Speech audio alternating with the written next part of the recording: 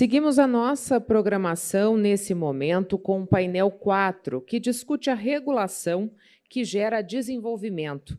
Para presidir esse painel, convidamos a consultora jurídica da presidência do Banco do Brasil, a doutora Lucinéia Possar.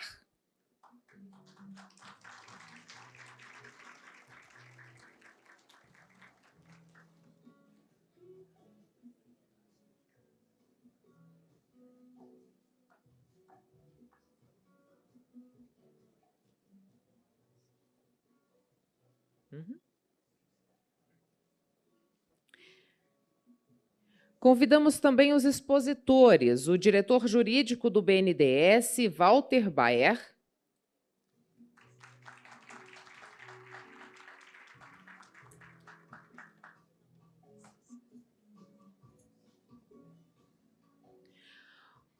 o representante da Caixa Econômica Federal, Murilo Oliveira Leitão,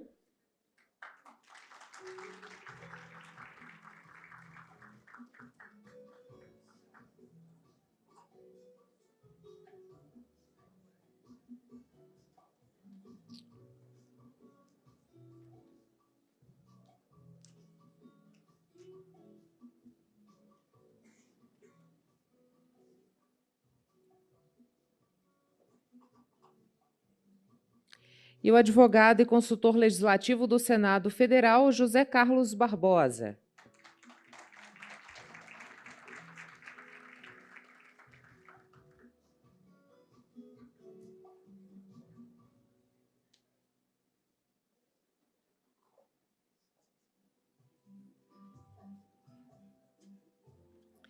Passo a palavra à presidente do painel, doutora Lucinéia Possar, para que possa conduzir o debate.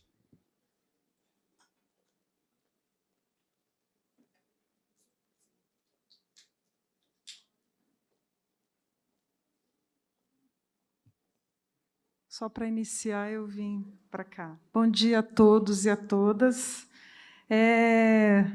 Aos meus colegas, queridos amigos aqui no nosso painel. Eu queria que as minhas primeiras palavras fossem de agradecimento à coordenação, à organização do evento, na pessoa do querido amigo Zilmar, que deve estar correndo para lá e para cá nos eventos, e dizer que é uma honra presidir este painel dentro do Congresso de Gestão Pública, especialmente porque, neste momento, o debate, nós temos um debate sobre regulação, sobre tributação, sobre desenvolvimento, e tudo isso assume um papel relevante na agenda institucional do Brasil. O tema que nos reúne aqui hoje é sobre a regulação que gera desenvolvimento, segurança jurídica, competitividade e crédito estruturado. É um tema que nos convida a refletir sobre, na minha opinião, um dos maiores desafios da administração pública brasileira, federal, enfim, contemporânea, que é construir um ambiente regulatório onde você consiga promover o desenvolvimento econômico, a inovação, a inclusão e também a confiança institucional. É um grande desafio. E a gente acabou de ter agora uma aula magna, né, do nosso querido amigo professor, sempre professor, o Procurador-Geral da República, o professor Paulo Gonet. E aí a gente vai, nessa mesma linha, a gente vai falar aqui também sobre segurança jurídica, sobre competitividade e sobre o desenvolvimento econômico. E a gente sabe que a qualidade regulatória ela influencia diretamente a capacidade de investimento do Brasil, a competitividade econômica, o acesso ao crédito. Então, essa regulação é muito importante, sobretudo, para a efetividade das políticas públicas também. E a gente tem a experiência brasileira, né, que demonstra que as nossas instituições financeiras públicas, a exemplo vou falando aqui do Banco do Brasil, da Caixa Econômica, do BNDES, eles exercem função extremamente estratégica aqui, não apenas no financiamento da atividade econômica em si, mas também na promoção da estabilidade da economia. Não é isso, doutor Walter? Então, mais do que produzir normas, o desafio aqui, contemporâneo, é a gente construir esses modelos regulatórios, o doutor Paulo Gonet falou bem, eficientes, coerentes e também capazes de induzir aí o desenvolvimento sustentável. Então, é justamente nesse contexto que o nosso painel propõe uma reflexão sobre o papel do Estado, das instituições financeiras públicas, das instituições jurídicas, na construção de um ambiente regulatório mais seguro, mais racional, mais previsível, mais favorável a essa expansão econômica que tanto se espera de qualquer país. Então, o propósito aqui, a gente tem aqui hoje diferentes perspectivas de segurança jurídica, de simplificação normativa, de governança pública, de crédito estruturado, de competitividade. E aí a gente tem a honra de ter aqui neste painel, contar com os nossos convidados, que eu digo aqui que vocês representam perspectivas não opostas, mas complementares, extremamente qualificadas para o tema. O BNDES, a Caixa Econômica Federal e o Senado aqui por meio do nosso consultor legislativo aqui. Então, eu já vou fazer uma apresentação muito breve aqui dos nossos palestrantes, e aí eu já vou passar a palavra. A gente recebe aqui o doutor Walter Baeri, que é o diretor jurídico do BNDES, e o BNDES, que é a instituição central para o financiamento estruturado, né, doutor Walter, e também para os grandes projetos nacionais.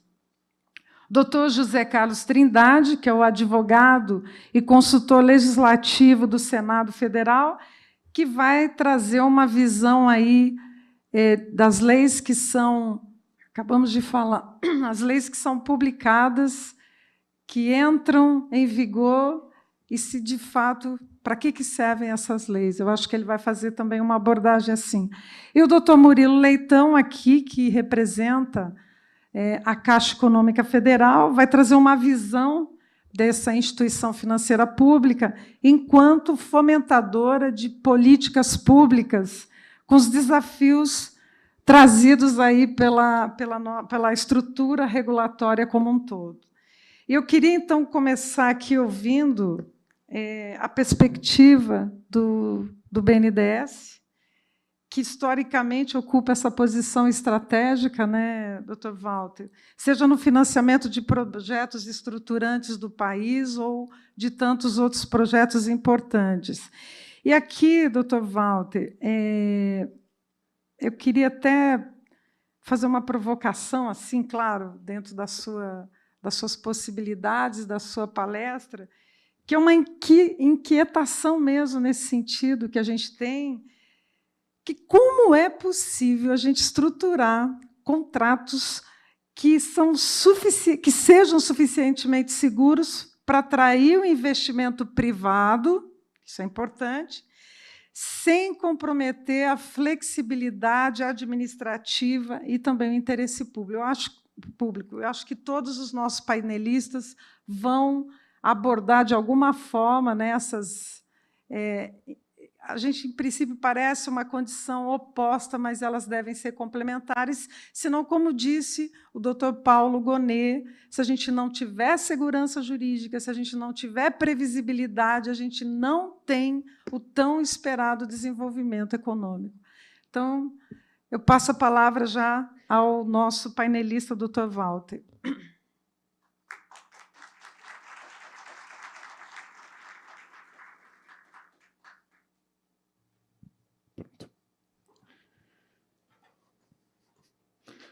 Bom,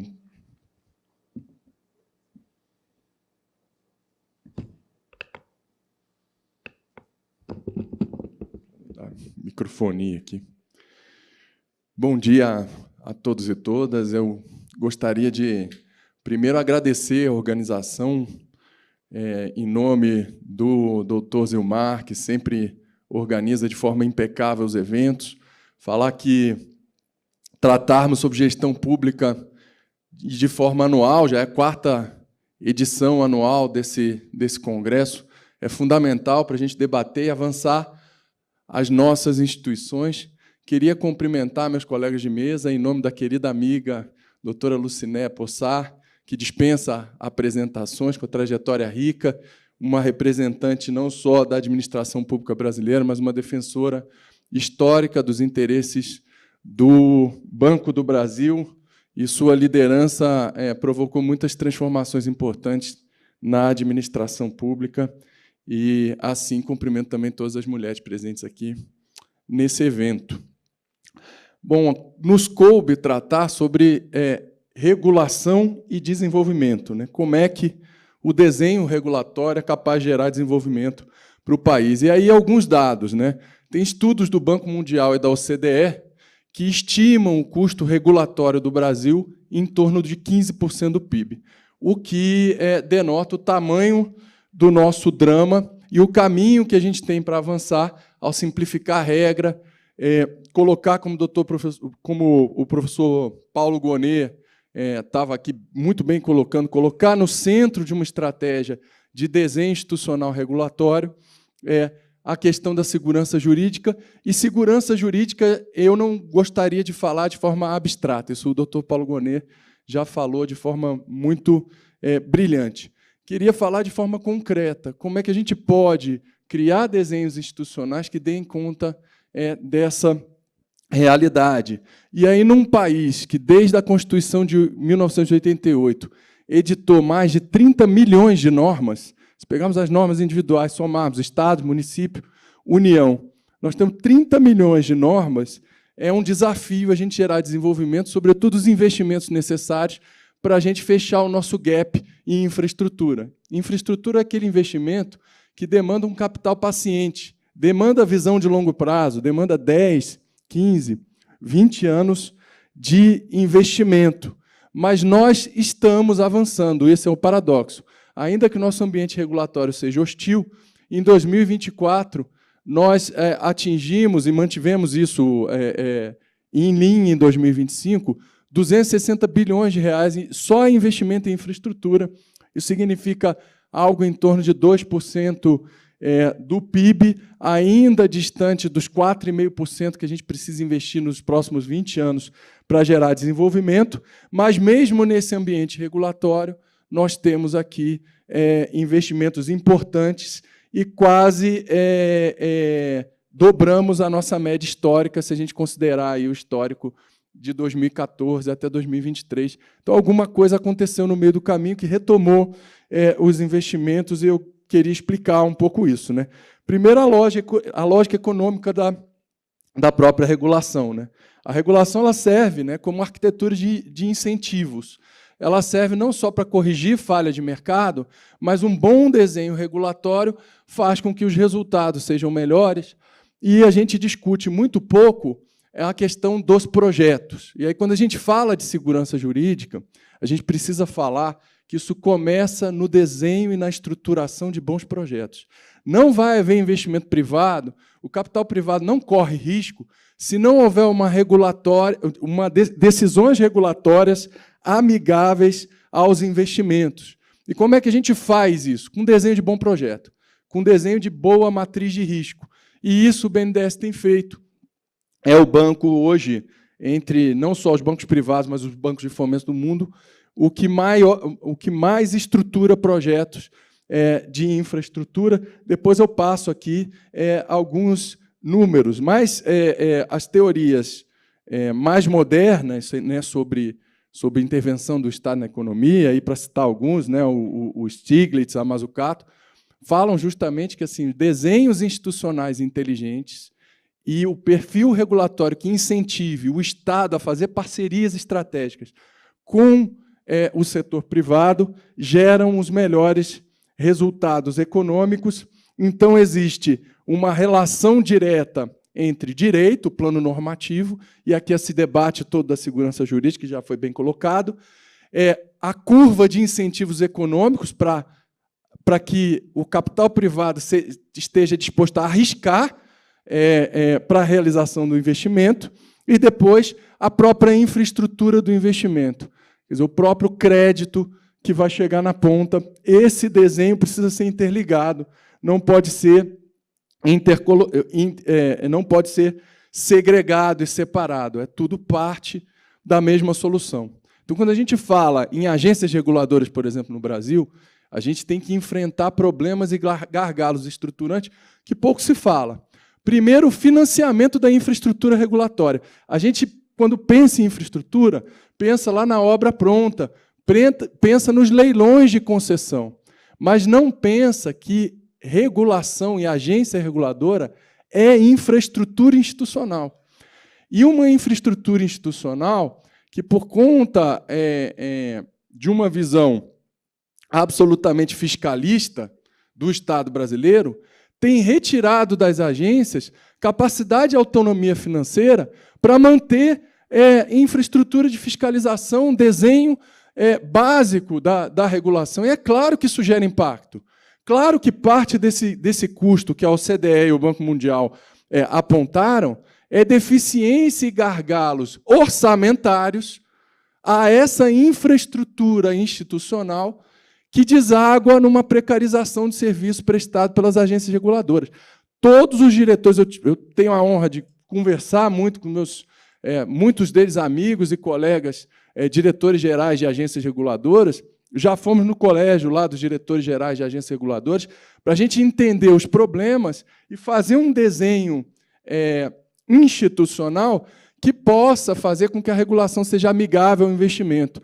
Se a regulação não dialoga com as condições mínimas para que o banco possa correr risco e aportar os recursos necessários para a infraestrutura, essa regulação vai ser ineficaz, vai ser só uma promessa de papel. E todos os diretores gerais de agências reguladoras reclamam da mesma coisa, que hoje não existe regulamento, não existe orçamento público, e os orçamentos das agências reguladoras estão sendo gravemente contingenciados, e não existem recursos mínimos para o desenho regulatório que a gente precisa para gerar esses incentivos. E aí, quando eu travo só nisso 15% do PIB, potencialmente, aqui para pegar o exemplo do Banco Mundial e da OCDE, alguns estudos que mostram, eu não estou economizando dinheiro, eu estou desperdiçando dinheiro. A gente precisa entender que investimento em infraestrutura institucional, investir nos servidores públicos, investir na governança, investir na gestão pública é exatamente o que o nome diz, investimento. Sem esses investimentos, nós não vamos a lugar nenhum. Isso não é economia orçamental. Isso é desperdício do futuro dos investimentos no Brasil. E é justamente uma economia pujante, dinâmica, que investe em infraestrutura, que investe em indústria nova, que vai gerar a receita necessária para cobrir esses custos. E aí nós vamos cair numa estratégia, num ciclo, que é uma espiral decadente.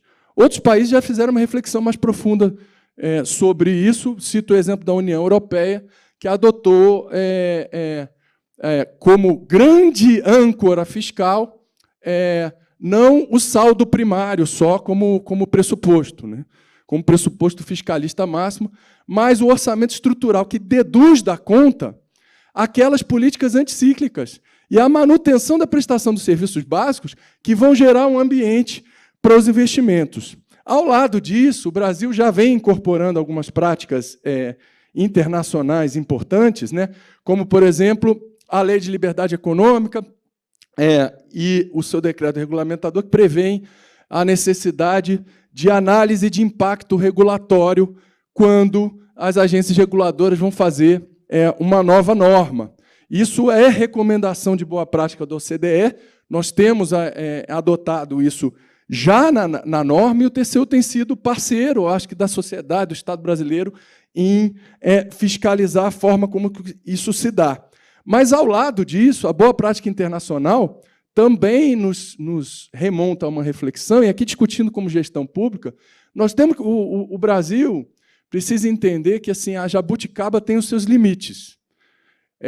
A força criativa do legislador, ela precisa encontrar limites em boas práticas internacionais. E por que não copiá-las? Acho que o modelo de copiar para gerar desenvolvimento é um modelo muito interessante. E aí eu cito aqui mais um exemplo, que é o princípio do one in, one out, que isso gerou uma economia só no Reino Unido, entre 2010 e 2015, quando isso foi implementado, e as pesquisas ali se concentraram, de 10 bilhões de libras. Também é um princípio adotado pela Alemanha e pelo Canadá. O que é isso? Toda vez que o regulador for editar uma norma nova, ele precisa simplificar uma outra, de modo a eliminar os efeitos ou criar um incentivo melhor para a atuação econômica. E a gente devia adotar isso como princípio de gestão pública basilar. Toda vez que o gestor público estiver diante de uma decisão que ele precisa criar um desenho regulatório, ele precisa, em conjunto, pensar em qual norma ele vai melhorar para simplificar o acesso, simplificar a prestação de serviço público, simplificar a atuação. Então, existe um papel fundamental do gestor público na efetividade regulatória. A norma ela não se executa sozinha. É preciso que o conjunto dos gestores públicos, ao tomar, e aqui o público é recheado deles, eu, então, faço esse clamor e provoco essa reflexão de todos os gestores para que, no dia a dia, toda vez que haja uma norma que está sendo proposta, que o gestor também olhe o conjunto normativo que está sendo alterado para criar alguma outra que ou revogue disposições desnecessárias ou melhore e simplifique o ambiente para aquele propósito da norma que está sendo criada. E isso é um princípio muito importante, mas ele não se aplica sozinho, né? O gestor público que desenha a norma regulatória, ele é o primeiro intérprete da lei. Ele é aquele que vai executar em primeiro o desenho da política pública. E por que isso é importante? Porque com um desenho regulatório melhor, os resultados são melhores. Eu vou citar alguns exemplos aqui do BNDES só para acabar a minha fala e não tomar a fala dos outros colegas. Nós temos alguns exemplos de rodovias que tiveram leilões frustrados, só para citar uma de tantos outros, não vou sair vomitando os números do BNDES aqui, mas, por exemplo, a BR-381, ela teve uma BR importante em Minas Gerais, ela teve 3 leilões frustrados por mau arranjo e desenho econômico. E aí a primeira coisa que o BNDES fez, né, e teve um leilão bem sucedido numa primeira tentativa depois da estruturação do projeto de parte do BNDES, foi tentar entender, por parte dos participantes do leilão, quais eram as falhas na modelagem econômica que geraram um incentivo perverso dos leilões serem frustrados. Então, o primeiro passo do BNDES foi uma consulta ao mercado. E, a partir dessa consulta, junto com o regulador e junto com uma estrutura que favorecesse o financiamento, a gente conseguiu colocar nos editais normas claras da estrutura de financiamento do projeto. E é por isso que é tão importante as coisas serem casadas. É tão importante ter o BNDES como uma instituição pública que pensa e acredita que o planejamento e a boa elaboração de projetos é o caminho para gerar desenvolvimento. E é por isso que a gente teve 260 bilhões de reais de investimento em 2024 e em 2025, só na infraestrutura, recorde de debênture incentivada, e isso sem instrumento de subsídio. O BNDES em infraestrutura atua em condição de mercado, é Selic, é TLP. A nossa TLP hoje reflete condições de mercado. E, ainda assim, a gente consegue fazer um bom trabalho no fomento à infraestrutura. Isso passa, basicamente, por 2 fatores, né? Primeiro, bons projetos. Na área de saneamento, desbloqueamos mais de 100 bilhões de investimento na área de saneamento público, em leilões em todo o Brasil, 95% dos quais contou com a estruturação do projeto do BNDES. Quando a gente conhece e estrutura o projeto, faz uma modelagem mais adequada, gera resultado na ponta. E as coisas são interdependentes.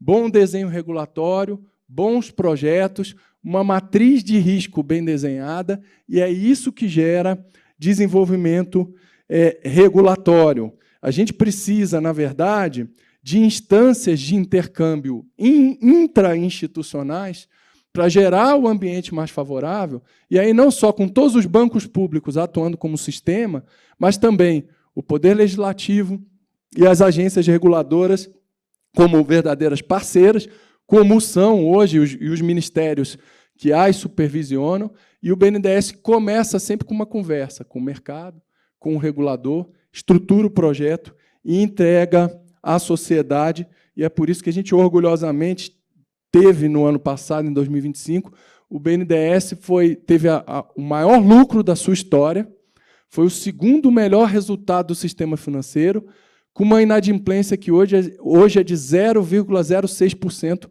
menor inadimplência do mercado, melhor resultado, maior desembolso da história. Estamos chegando nesse mês a R$ 1 trilhão em ativos, muitos deles concentrados na área de infraestrutura, e depende dessa lógica positiva, da gente reforçar e sempre defender a infraestrutura regulatória como a infraestrutura institucional que precede o desenvolvimento econômico. Eram essas as palavras aqui iniciais, nós teremos muito a falar a partir daqui, mas, no tempo que nos é reservado, eram esses os recados, para, assim como o professor Paulo Gonet disse, né, isso servir como incentivo para trabalho, publicação e reflexão sobre arranjo e desenho institucional que gera desenvolvimento. Por fim, eu agradeço aqui os colegas do BNDES que estão me prestigiando e que continuem a fazer um bom trabalho para o país, como o BNDES vem fazendo. Muito obrigado.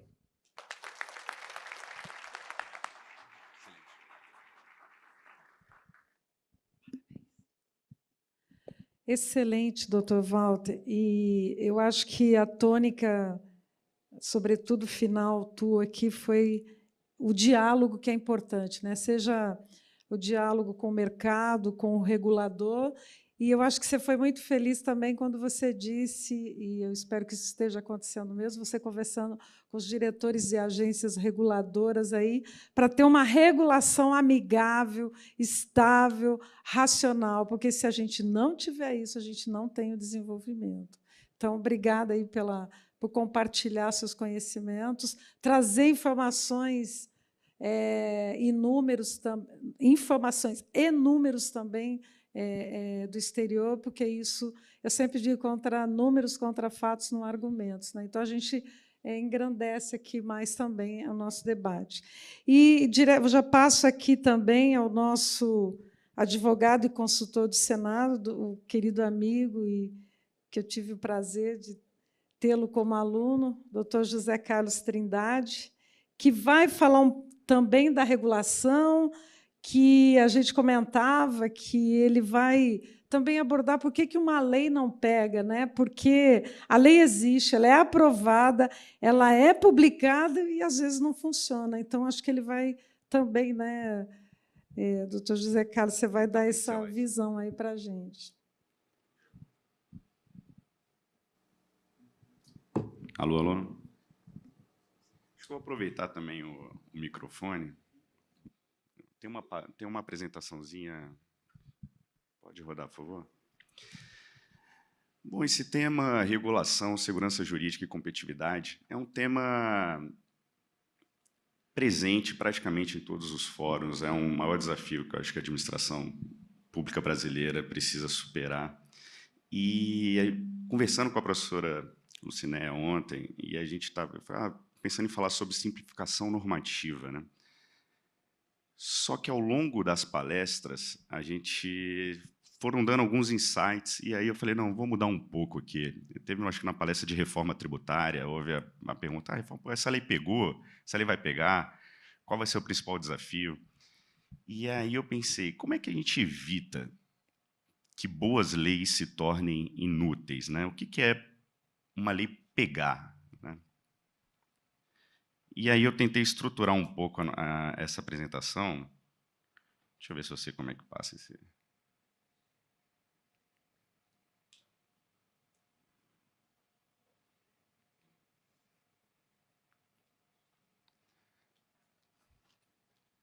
Dá uma orientada.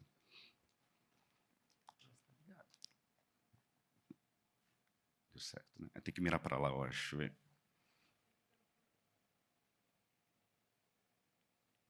Opa, foi.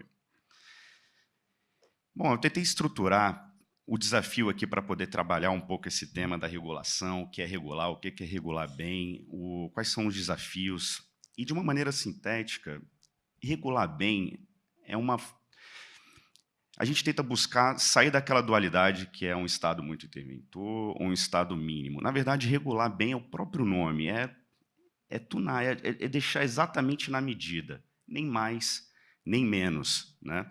E essa intervenção, pelo menos parte da administração pública, busca corrigir falhas de mercado, como bem apontada pelo Dr. Walter, mas sem criar aquelas falhas de governo que são esse excesso de burocracia, esse excesso de essa ineficiência pública, né? E o arranjo é basicamente esse: autonomia técnica.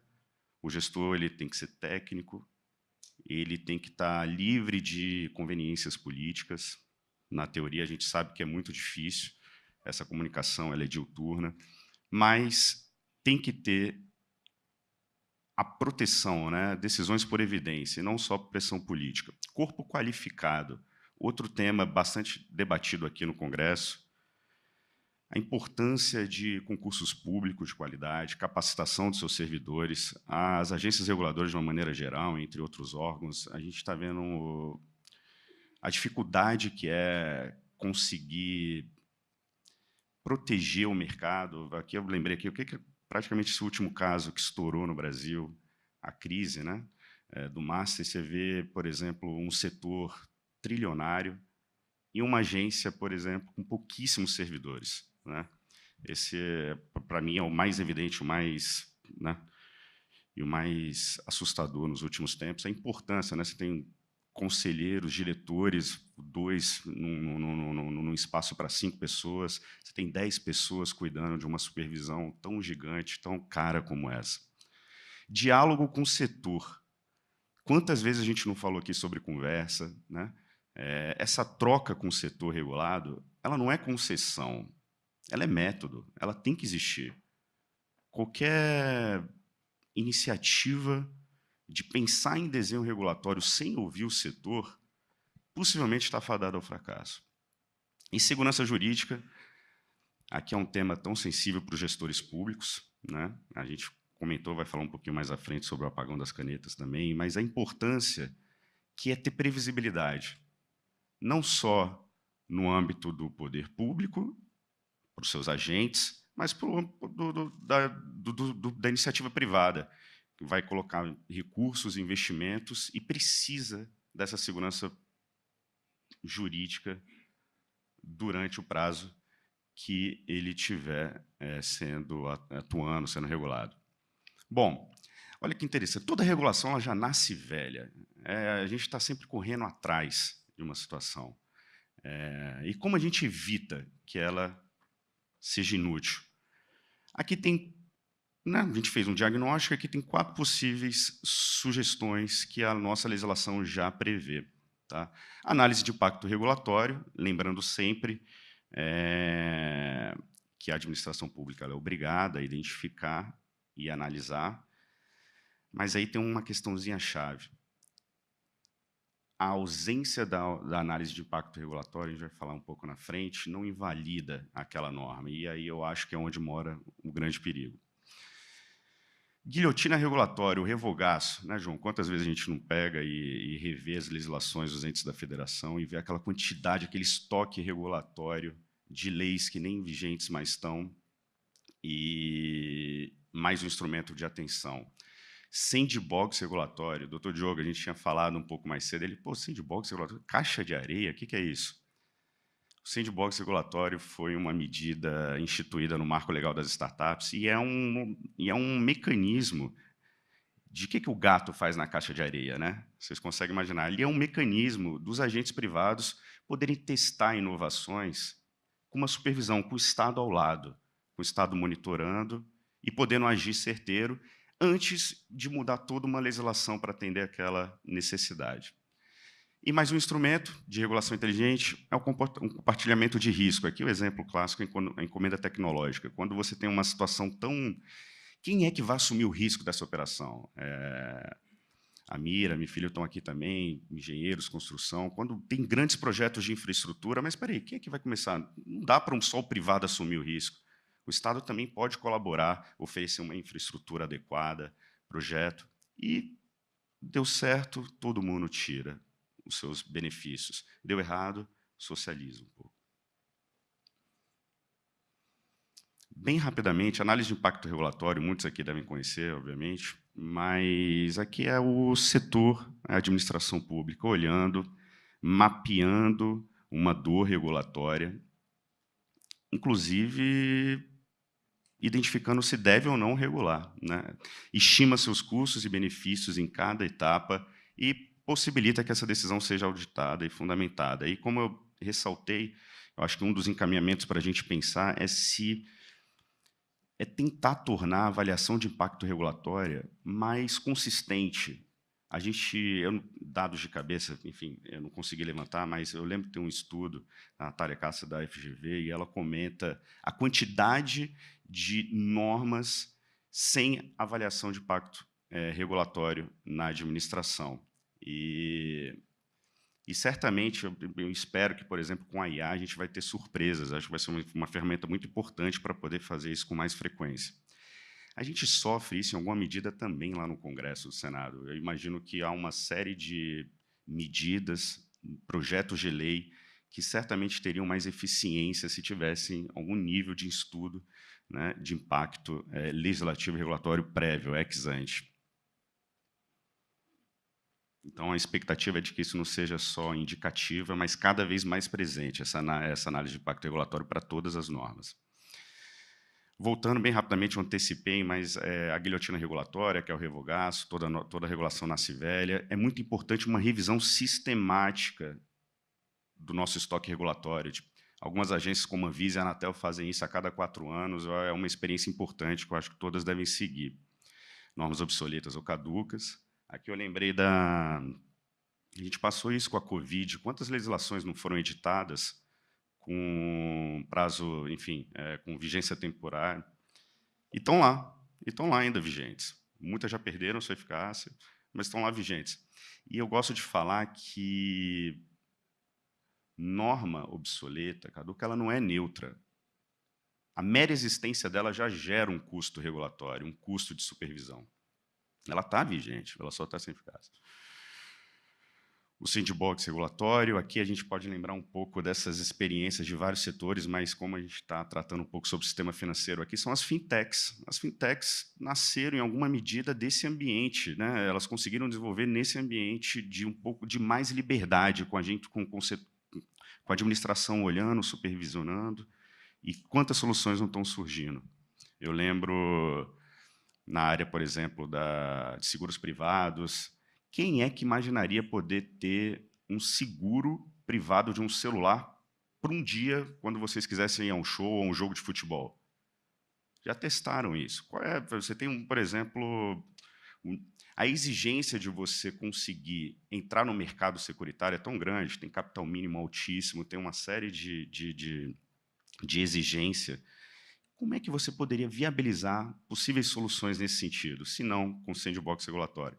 Então, tem muitas coisas boas surgindo, mas, na minha opinião, deveria estar mais incentivado, deveria estar sendo mais explorado essa ferramenta. Tá? E o compartilhamento de risco, como eu falei, principalmente para obras e para a área de tecnologia, que exige muito risco, é um momento em que os dois compartilham esse drama. Bom, o gestor público, o Walter comentou aqui também a importância do gestor público. Ele é a variável-chave. Assim, a gente tem que proteger ele de todas as formas. Tá?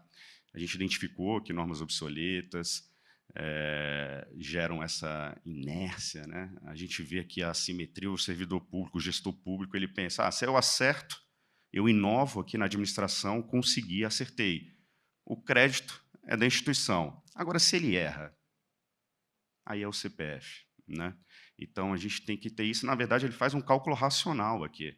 Então, se ele não tiver essa segurança, não tiver essa proteção, não vai haver inovação.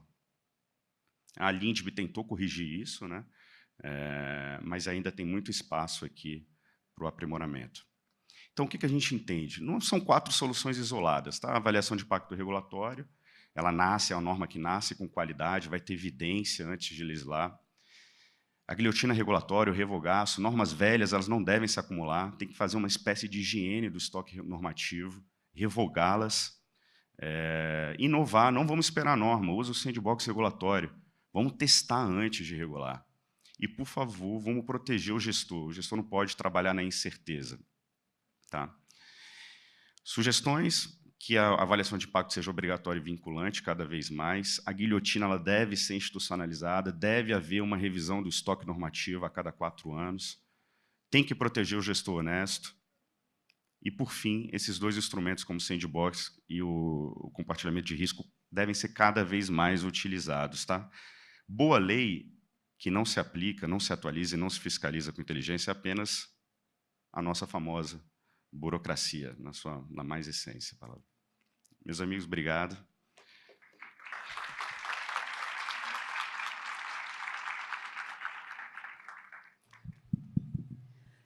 Obrigada, doutor José Carlos, essas tuas reflexões, e eu acho que o que você traz aí, o que é regular bem, né? É uma lógica que ela é particularmente importante para setores estratégicos, mas também para o sistema financeiro.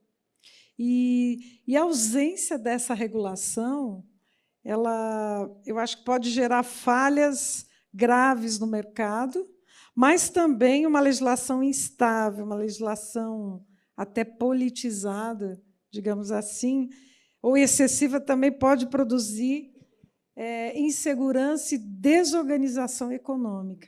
Então, o desafio está exatamente nesse equilíbrio, né? Muito obrigada, excelente apresentação. Tá? E aí eu já passo aqui ao doutor Murilo Leitão, trazendo aqui a visão da nossa Caixa Econômica, né? Uma perspectiva aí das instituições financeiras públicas. E aí também, doutor Murilo, nesse cenário, o cenário em desenvolvimento aí, ele depende cada vez mais da estabilidade institucional e como a regulação também impactaria a expansão do crédito estruturado e a implementação de políticas públicas. Aí ele vai nos trazer aqui essa perspectiva da Caixa Econômica Federal, que é uma instituição financeira pública.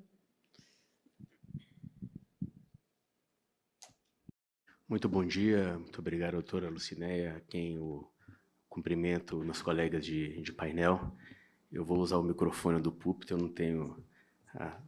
o doutor Walter teve a dificuldade nem a elegância do doutor Zé Carlos, então eu vou aqui no tradicional mesmo. É curioso, ouvindo os meus colegas que me antecederam, o doutor Walter trouxe muito bem a questão do one in, one out, do direito comparado. O doutor José Carlos bem colocou sobre a questão da lei pegar, lei boa, lei ruim, a previsibilidade, a necessidade de segurança da iniciativa privada. E o doutor Walter bem lembrou, da Constituição para cá tivemos mais ou menos 30 milhões de diplomas legislativos no país. E eu lembrei, saindo um pouquinho aqui do nosso tema, mas ainda dentro dele, lembrei de uma discussão que tivemos essa semana lá na consultoria jurídica da Caixa Econômica sobre o provimento 216 do CNJ, que trata da questão da recuperação judicial dentro do agro. E é curioso, assim, o provimento do CNJ é um órgão administrativo, de controle administrativo, financeiro e disciplinar do judiciário, e que está tratando como é que as recuperações judiciais devem ser ajuizadas, enfim. E aí, quando a gente pega o provimento, ele é muito curioso, porque ele basicamente replica, e em quase todos os seus artigos, ele vai falar assim, olha, a Lei 11.101 deve ser observada por isso. A Lei 11.101... Mas, peraí, se é para falar da lei, que a lei deve ser aplicada, eu preciso de um provimento de um órgão administrativo. E o que é pior, o provimento ele incorpora muito do que já se colocou na jurisprudência. Quer dizer, é um provimento de um órgão administrativo que trata da questão administrativa, financeira e disciplinar, mas que replica previsões legais e jurisprudência consolidada. Ele está colaborando ou ele está qualificando a insegurança jurídica? Ao meu ver, ele qualifica a insegurança jurídica. Não precisa de um provimento para isso. Bastava simplesmente a obediência à lei e bastava simplesmente que se respeitasse e aí eu acho que o nosso sistema constitucional ele trata da hierarquia dentro do Poder Judiciário. Quando você tem cortes superiores analisando questões que devem ser replicadas, devem ser observadas pelos juízes de piso e pelos tribunais, pelas instâncias ordinárias, aquilo deveria bastar. Eu não precisaria de um provimento. Então, para mim, eu acho que está dentro desse bolo, dessa questão que o doutor José Carlos bem trouxe, da higienização do sistema, que é fundamental a gente ter esse olhar para evitar esse tipo de situação que causa mais insegurança. Aí o empresário vem investir no Brasil, vem de fora, fala, tudo bem. E se eu tiver default? Não, aí você tem a lei, tem jurisprudência, tem um provimento. Mas, sabe, não sei, assim, eu acho que realmente a gente vive num sistema meio complicado e que isso deve ser revisto, tal como o doutor Zé Carlos bem trouxe. Mas, vindo aqui à questão da regulação, a regulação que gera o desenvolvimento, e eu fico muito confortável para trazer, e eu acho que esse painel é muito bem representado dentro dessa ideia de desenvolvimento e de incentivo a políticas públicas, de desenvolvimento social do país. Temos o Banco do Brasil, o BNDES, o Senado Federal e a Caixa Econômica. Eu acho que são os grandes fomentadores, os três bancos aqui representados são os grandes fomentadores de políticas públicas no Brasil.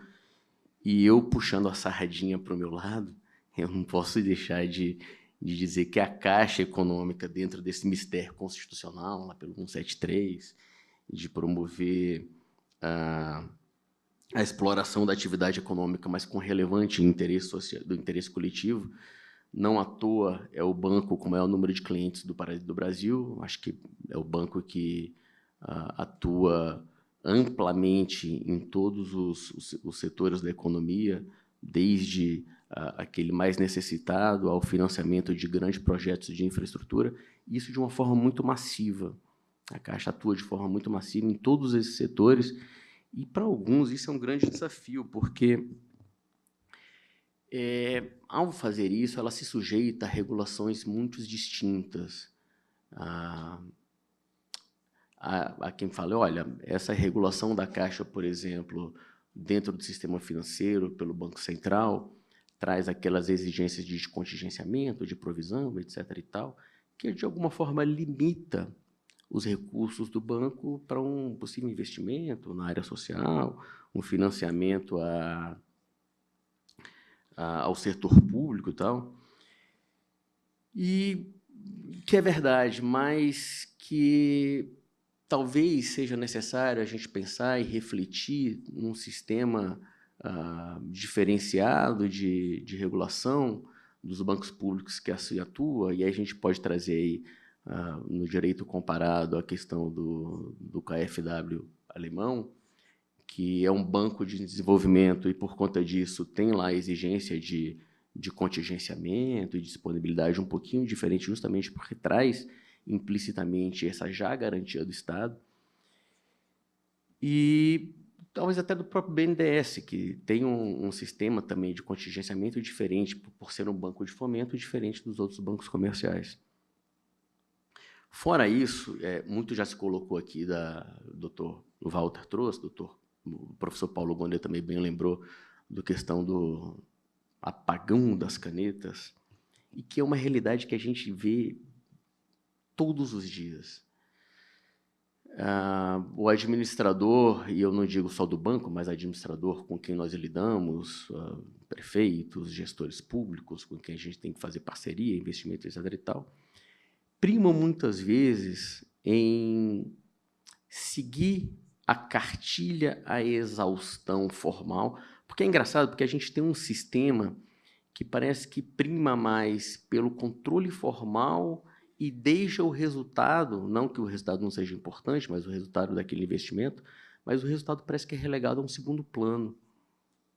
E aí, muitas vezes, o administrador, ele, para poder se resguardar e não ter, muitas vezes, que responder a um órgão público e não ter seu nome envolvido com o Tribunal de Contas, processo, Ministério Público, que a gente sabe que isso tudo é uma grande chateação, é um grande problema ainda que muitas das vezes não haja nada à margem da legislação, à margem da legalidade, mas ninguém quer. Ninguém quer. Ninguém quer. Ninguém quer ter que ir lá responder, fazer provas, ainda mais, como o professor Paulo Gonet mesmo trouxe, num sistema que os conceitos são abertos, indefinidos, muitas vezes subjetivos. Então, a gente tem um administrador que muitas vezes preza por seguir a cartilha e ter resultados não muito expressivos, do que muitas vezes pegar um meio de caminho, cortar um caminho, e esse cortar o caminho eu não digo que seja obter vantagem devida, ou cometer nada. Não. Ele simplesmente pautando na legalidade, eficiência e tal, mas alguns passos são muito burocráticos, ele corta caminho e atinge ali de forma mais rápida e mais eficiente um resultado melhor. E é engraçado essa cultura. Nessa semana tivemos uma situação curiosa, fazíamos um benchmark com outro banco público e eles queriam entender como é que funcionava a esteira de cessão de crédito da Caixa, da cessão de single name, que são aqueles créditos de um devedor ou vários créditos de um mesmo devedor. E esse banco está implementando essa normatização e esse sistema de cessão desses créditos, que é uma saída importantíssima para a manutenção do sistema hoje, dada a situação da economia e o número de recuperações judiciais, enfim, que nós temos. E eles me perguntaram o seguinte: Murilo, mas como é que vocês fazem a questão da licitação? Como é que licitação, gente? Não tem licitação. A cessão de crédito é o core do banco. É um core do banco, atividade finalística, artigo 28 da 13.303, na veia, não tem o que discutir. Eu dispenso as regras de licitação. Óbvio que eu tenho toda uma construção normativa e sempre com o auxílio muito acolhedor do Tribunal de Contas e dos órgãos de controle, em cima, inclusive, que nos ajudou bastante nessa construção do sistema, mas eu dispenso as regras de licitação, artigo 28, 13.303, e faço a venda. Aí ele, não, mas eu tenho medo disso, eu prefiro fundamentar a dispensa de licitação para poder fazer essa sessão. Eu falei, mas nós ficamos anos brigando e batalhando para ter uma regulação, para reconhecer que a atividade finalística, a gente não precisa de licitação. Aí, quando a gente vem a 13.303, nos dá isso no colo, fala assim, tudo bem, faça. Você fala, eu não vou fazer. Não, aí, assim, não adianta também a gente ter todo o arcabouço legislativo, a gente ter toda a autorização, mas se a cultura não está ali presente, e a gente tem que ter essa visão. Eu pratico um esporte de endurance há muitos anos, e eu vejo muita gente começando e fala assim, Murilo, eu tenho medo, muitas vezes, de fazer isso, eu tenho medo de fazer aquilo, eu tenho medo de cair. Eu falo assim, olha, o medo é importante.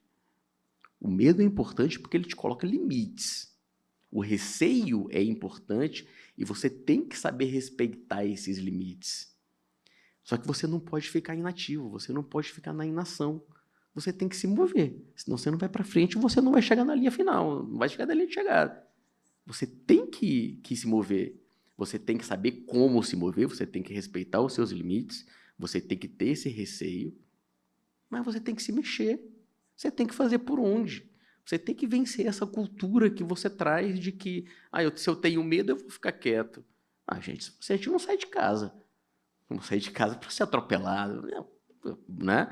Então, eu acho que esse também é um grande desafio a par de toda a questão regulatória e de toda o emaranhado legislativo desse federalismo legislativo que traz uma sobreposição de normas que a gente vê com muita frequência, que é o caso, por exemplo, do provimento CNJ, mas é necessário também vencer essa barreira da cultura que nós trazemos.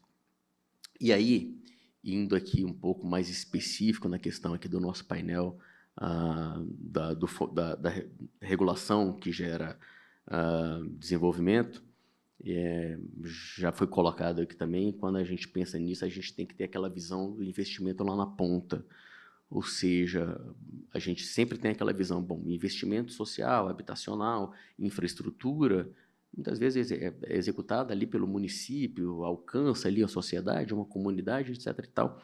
E aí é importante a gente falar de uma questão curiosa, que é do sistema do Tesouro Nacional, que avalia a capacidade de tomada de crédito dos municípios e de quando os municípios podem atuar tomando crédito com a garantia da União, que é o CAPAC, a capacidade de pagamento. E é curioso que dentro do CAPAC ele traz ali desses entes subnacionais um rating daqueles, demonstrando aquela capacidade de tomada desse financiamento, e geralmente quem mais precisa é quem tem o pior rating. Os municípios com rate C e D, geralmente são os mais pobres, com pouca capacidade de endividamento, mas são os que mais precisam. E é necessário achar uma solução para isso. Ok, o CAPAC vem na ideia de trazer critérios objetivos, afastar o casuísmo, mas fica essa contradição e fica essa problemática de aplicação. Quem mais precisa é quem está pior ranqueado dentro do sistema. Só que, óbvio, a gente tem que achar soluções para isso, e nós temos achado soluções para isso. A gente faz, por exemplo, consórcios intermunicipais, quando você tem obras de infraestrutura, etc. e tal, você junta ali alguns municípios que qualifica ali a capacidade de pagamento. A gente ajuda muito, e a Caixa colabora muito na estruturação de PPPs, porque aí eu analiso a capacidade de financiamento pelo parceiro privado, que facilita para o município ter acesso àquilo ali. E sem falar no OGU, né? O Orçamento Geral da União, a questão do repasse, que não impacta a questão do endividamento, e que a Caixa tem uma enorme participação no AGU, não só na questão do repasse, mas emprestando toda a sua expertise de análise de capacidade técnica, engenharia e fiscalização de obra, que traz para a gente uma enorme responsabilidade, já que o TCU diz que esse é assim, a Caixa também tem responsabilidade, mas tudo bem, é o nosso papel, a Constituição nos outorgou essa obrigação de fomento e assim faremos e assim continuaremos fazendo. Então, eu deixo aqui essa reflexão, estou vendo que meu tempo ali já está chegando ao fim, eu deixo aqui essa reflexão que é necessário não só vencermos essas barreiras e esse emaranhado legislativo e normativo que trazem esse grande desafio, mas é necessário também a gente ter essa cultura e vencer e de alguma forma, ter um pouco mais de ousadia de fazer, ousadia de criar soluções, lógico, sem descurar da legalidade, impessoalidade, moralidade, todos os princípios que, para mim, são princípios que são impossíveis de serem relegados, a gente jamais vai poder passar por cima deles, jamais vai poder afastá-los, e eu acho que devemos uma obediência irrestrita aos princípios constitucionais do artigo 37, que pautam a administração. Mas é necessário ousar, é necessário ter um pouco de ação, olhar para frente e fazer por onde, porque acho que todos precisamos muito. É isso, muito obrigado.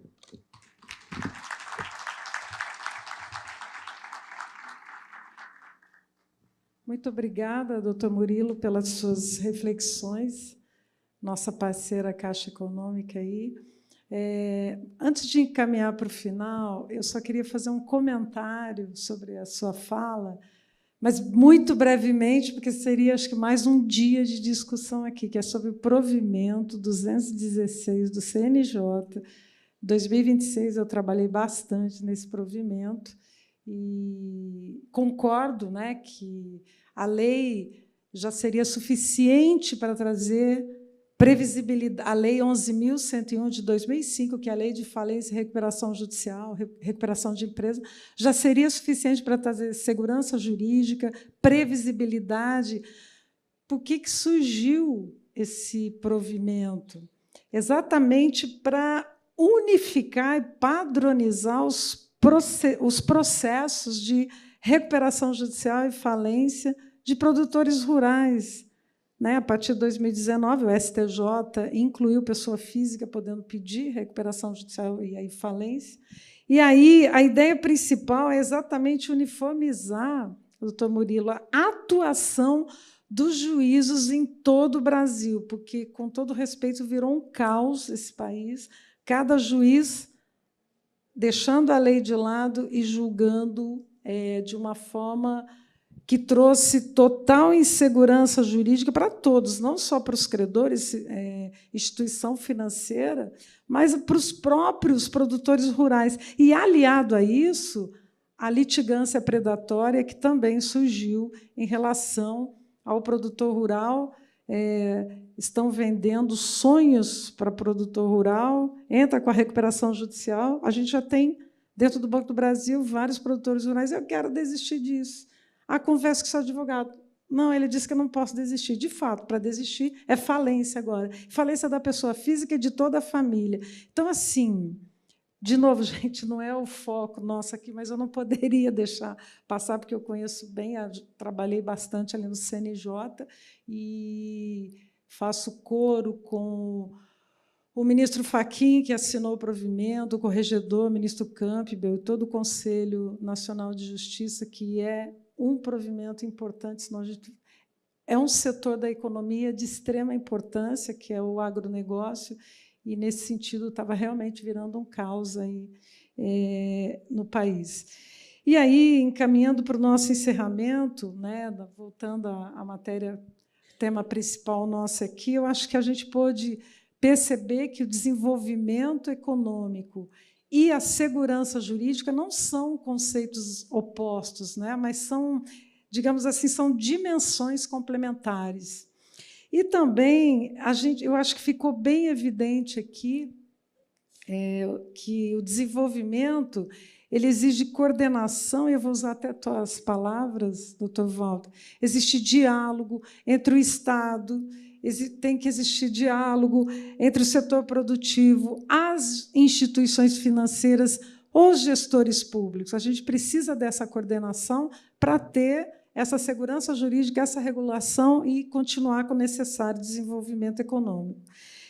Bom, é isso. Agradeço imensamente aqui os palestrantes pelas reflexões compartilhadas por vocês. A organização do Congresso, agradeço novamente na pessoa do amigo Zilmar, e a todos vocês que participaram aqui com a gente, pela atenção, pela participação conosco aqui. Muito obrigada.